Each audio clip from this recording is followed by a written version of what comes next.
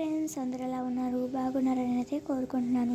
ఈరోజు మనమైతే ఉల్లికోవల కర్రీ అయితే చేసుకుంటున్నాము. ఇవి చూసారు కదా ఎంత కొత్తగా ఉన్నాయో.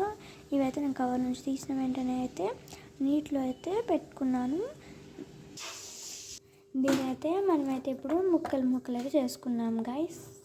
నేను మీకు చూపించాను కదా ముందు ఉల్లికోవాలి, అది వేస్తే ఇంకా టేస్ట్ వస్తుంది. ఇదైతే నార్మల్లీ ఇది కూడా అయితే వేసి అయితే చేయొచ్చు, దాని బదులు ఇదైతే కూడా వేయచ్చు. కానీ అది వేస్తే ఇంకా అయితే టేస్ట్ అయితే బాగా వస్తుంది అనమాట గైస్. మనం ఇంకా రెసిపీలోకి అయితే వెళ్ళిపోదాం. నేనైతే దీంతో పాటు ఇంకా కొన్ని ఉల్లిపాయలు అయితే కట్ చేస్తున్నాను. 2 పెద్ద ఉల్లిపాయలు అయితే కట్ చేశాను. ఇలా చిన్న చిన్న పీసుల్లో కట్ చేస్తే సరిపోతుంది. కట్ చేసుకున్నాను 2 ఉల్లిపాయలు. ఇప్పుడు మనం అయితే కడాయి అయితే పెట్టుకున్నాము గైస్. నేనైతే కొన్ని పచ్చిమిర్చిలు అయితే కట్ చేసుకున్నాను గైస్. 2-3 టేబుల్ స్పూన్స్ అయితే ఆయిల్ వేసాను. నేనైతే ఇప్పుడు కరివేపాకు వేసుకుంటున్నాను గైస్. ఆవాలు జీలకర్ర అయితే వేస్తాను. దాని తర్వాత ఉల్లిపాయలు అయితే వేసుకుంటున్నాను. కొంచెం సాల్ట్ వేస్తే తొందరగా మగ్గుతుంది అన్నమాట. ఇప్పుడైతే మనం తరిగిన ఉల్లికోవలు అయితే వేసుకుంటున్నాము. నేనైతే 1 స్పూన్ పసుపు అయితే వేసాను. బాగా మిక్స్ చేయాలి.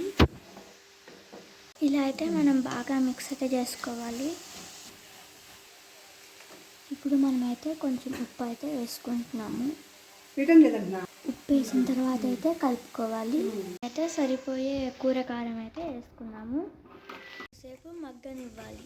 ఇప్పుడు జీలకర్ర పొడి అయితే వేసాము. ఇంకా 1 టేబుల్ స్పూన్ ధనియాల పొడి అయితే వేస్తున్నాను. మేమైతే చిన్న గ్లాస్లో అయితే వాటర్ అయితే వేసుకోవాలి. కొంచెంసేపు మగ్గితే ఇంకా బాగుంటుంది. తర్వాత కస్తూరి మేతిని అయితే మనం వేస్తున్నాము. తర్వాత బాగా మిక్స్ చేసుకోవాలి.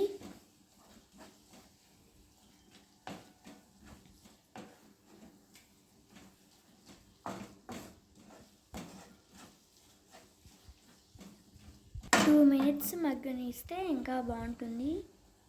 చివరిలో కొత్తిమీర వేసి అయితే దించుకోవాలి.